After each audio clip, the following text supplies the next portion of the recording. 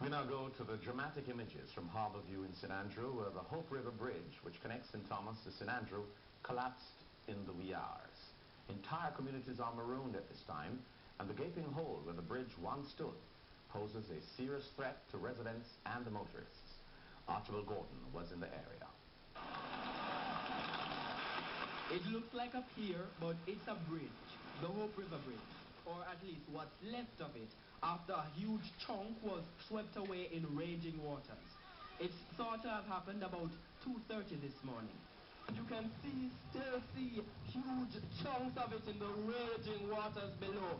A police do not cross line is now up.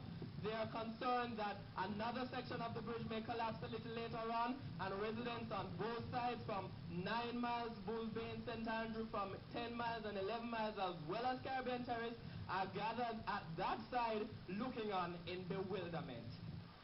Crowds gathered to view the spectacle despite the obvious danger and efforts by the police to keep people away. The police have cordoned off either end of the bridge, as we don't want any vehicle or persons to approach. The relevant authorities in terms of ODPM, NSWMA have been informed. They have come from in the middle of the night last night. They have made their assessment, and I'm sure they will be doing whatever they can as soon as possible. The Junior Works Minister was among those risking danger to view the damage. No, it's going to be restricted until we have put in a Bailey Bridge to create the linkage, because through the Cane River area, which you could go through the Papine, that road is in territory state now. We're getting some reports that there are a lot of landslips and scars, so we really couldn't open that now. But I would say within the next 48 hours, it should have movement back and forth. The people watching from both sides of the bridge are anxious to have that deadline met. Archibald Gordon, TVJ News. And the Prime Minister has promised that a replacement structure will be in place by next week. He and the opposition leader were drawn to the calamity in Harbour View today. They both traveled to the area hours after the storm to assess the severity of the collapsed Hope River Bridge. As soon as the rains hold up, we hope to complete that by early next week, so we'll be able to restore traffic. And then we'll have to get a proper engineering assessment done of what will be required to reconstruct this bridge. So there's going to be some inconvenience for a few days, because the alternative route now is through Papine. But we hope that certainly by the middle of next week, we hope that this temporary Bailey Bridge facility will be up. Opposition leader Portia Simpson-Miller offered her sympathy. She pledged to discuss the residents' plight with the government. She also used the opportunity to implore that relief supplies are distributed without political bias. Any assistance that will be given, that no politics will be attached to it. And that bridge, or what's left of the bridge, was not the only stop for the Prime Minister, who was assessing the situation across the country very early. He couldn't go out of town because of the limitations posed by Gustav, but he and a team of disaster officials made their way around a significant portion of the corporate area. Kenneth Barnaby was along for the tour.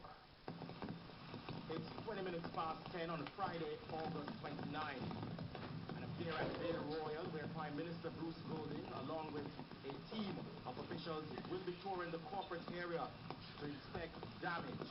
Reports of lost lives, flooding and mudslides greeted Prime Minister Golding. Of immediate concern to him were the persons trapped on their rooftops in Gordontown, St Andrew.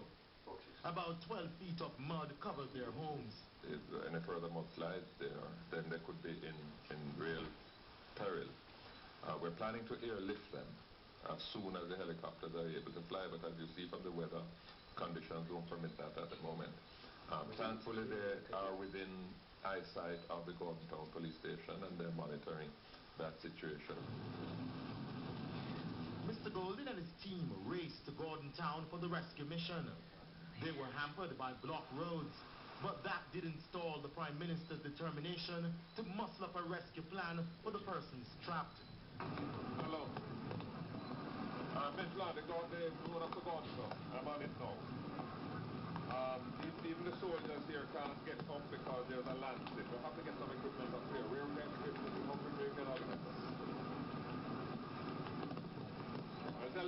urgent because this is rescue we're talking about. It was mud all the way. No clean route to Gordon Town.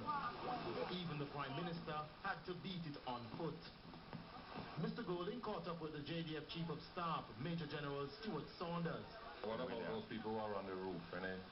They're going to explain exactly where they are to and try and bring them out. I gather that they are within eyesight of the police station at Gordon Town. Well, the police met us on the other side. So they will be able to carry us to exactly where they are. And we don't know how many of them. No, sir. I've been using the same figure from earlier this morning, about 30. Yeah. 30? Yes, about that. Now, this blockage that is here, is it something that equipment can clear? Not right at the moment, Prime Minister. There's a huge volume of water coming across the road. And a lot of debris on the road surface itself. I'd like to see the water subside a bit so we can see exactly what is there. How far around is it? Right at the corner. Come, let's go look at it. A clear and present danger awaited them.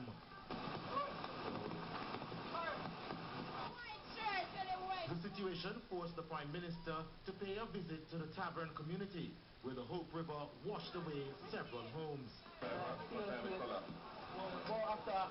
After 11. Nobody was in it? Yeah, I threw out, I didn't see them. I threw out, the road, collapse never collapse down in the river. A long time after the ground, 6 kills, long time. A long time after the ground, if you're going to fix it, I always have this. Kenrick Barnaby, TVJ News.